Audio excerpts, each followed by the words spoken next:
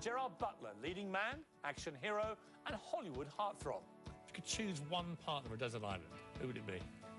Oh, God. I'm looking over. I see people going, don't do it. Do it! There's nothing to lose here. She'll be flattered. The answer tonight. And Deepak Chopra, Michael Jackson's longtime friend, what he thinks killed Michael. He said, Deepak, are you familiar with this thing that takes you to the valley of death and then brings you back from it? He was talking about propofol, the anesthetic that finally killed him. It took him to the valley of death and did not bring him back. This is Piers Morgan Tonight.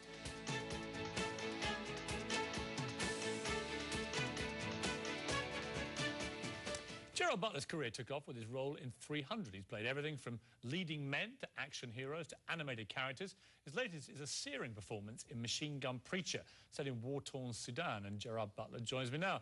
Gerard, or Jerry, I think you prefer to be known, because the Americans all call you Gerard. Yeah. Which we can't have that. I mean, that's not... Because you're Irish descent, but you're Scottish, basically, aren't you? Yeah, that's right. You're a Scot. And in Scotland, they never say Gerard. No, they say Gerard. Gerard. Yeah. I think we should insist on this pronunciation. Yeah. Let's start with your physique. Okay. Because you look, unfortunately...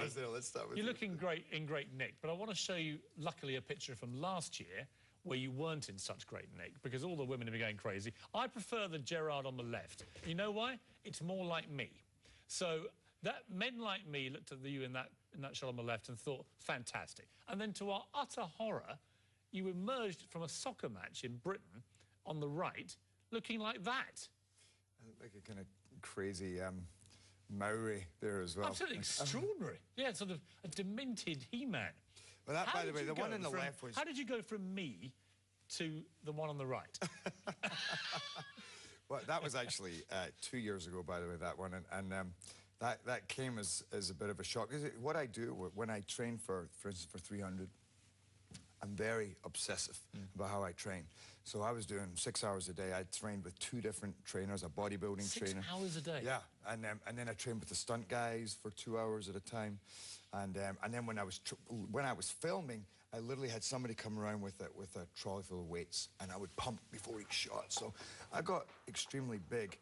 And in the same way, when I'm not working, I found myself at times getting compulsively into Coca-Cola, dessert, you know, and I think that was at a time when that was me. I saw those photos, and that changed. So what did you think? That changed my life, actually. Did it really? Really tell me did. about that. So I was on holiday with a buddy down in Barbados, and I just finished, I forget what movie it was, but I'd trained pretty heavily for that movie, and then I had just kind of was taking some time off, and I noticed that I was eating more and more, and I kept thinking, oh, yeah, I should be careful. And then I was actually getting in the water, and I looked over and I saw this boat in the distance, and I saw the, you know. And you thought, no! But even I didn't realize how awful it was going to look, or how big of a... Can I remind you, your idea of awful is my idea of reasonably good nick. So you've got to be careful with your language here. For me, how awful for me, considering where I'd been, you know, and... So you were properly upset by it?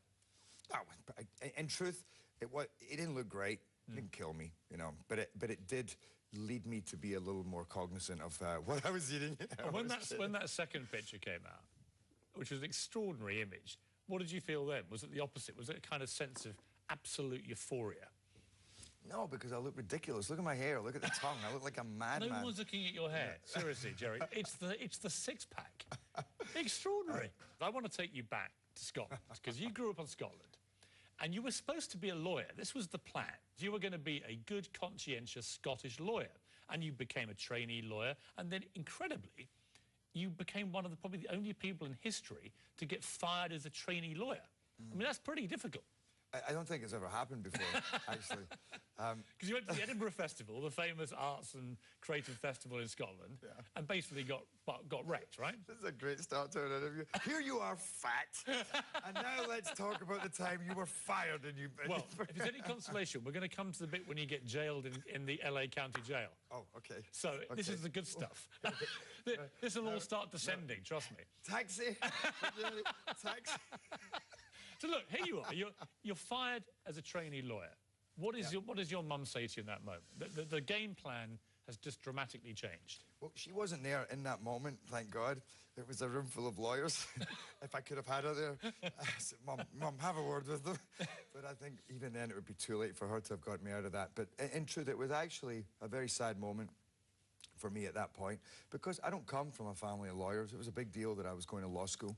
And you know, and my mum is, you know, we're talking about Irish mothers, you know, very proud. Oh, my boy, he's going to be a lawyer. And then 1 week before qualifying, I had to call her and say, I've just been fired. And it was a tough moment in my life. It was tough for her to hear that it just happened to her son. And then in the next breath, she said, well, so what are you going to do? And I said, well, I'm going to move down to London. I know I have no money, but I'm going to become an actor. I'm going to get my together, and I'm really going to kind of... What's the problem? Which turned out to be a blessing in disguise. But what's the problem when you before you got fired, you'd been to America for a year, I think, with some Irish mates, and you were actually living in Venice Beach, right? Whole gang of you, and you basically drank yourselves into oblivion for a year. Is it true? Funny. This is so funny. Who have you been talking to? I've just done a bit of research. Yeah.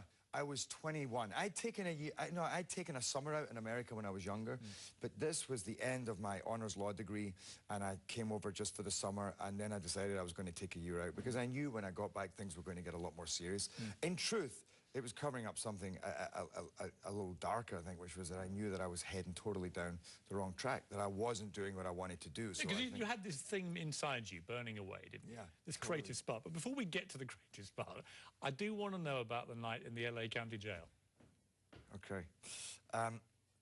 Well, what happened? Is the memory flooding back? You were actually shackled, right? I was shackled, yeah.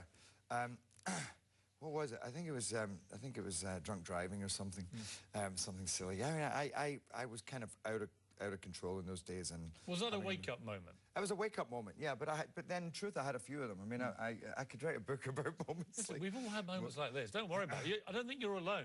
Yeah. You're not the first guy with Irish blood who's had a few drinks in his life. But what I like about it is it leads up to, you have this wake-up moment, then you go back, you have another one when you don't get through the law thing. And so the whole sort of, the plan for you, which was going to be, I think, pretty dull. You were going to lead, possibly, I think you said this, you were going to lead this life as a kind of, you know, a small-town lawyer in Scotland. It's not that exciting. What I realized was, up until that point, I had that energy in me, but I didn't know what to do with it. You know, it was the one thing that it was not made for was a career as a lawyer. You know, you imagine sitting in that office and feeling that pulsing through. Do you ever wonder what may have happened if you'd passed your law degree, if you passed the exams, if you become a lawyer? Yeah, I don't think I would have. I don't think I'd be alive today, to be honest. And I don't say that lightly. I mean, I was living my life in a very unhealthy way, and I needed to be told that it wasn't happening. I needed to be stopped, because otherwise I'd just have kept going, thinking I could get away with it. So no, I don't. You know, one, I would not have been fulfilling my purpose. I wouldn't have been. God knows where I would have ended up.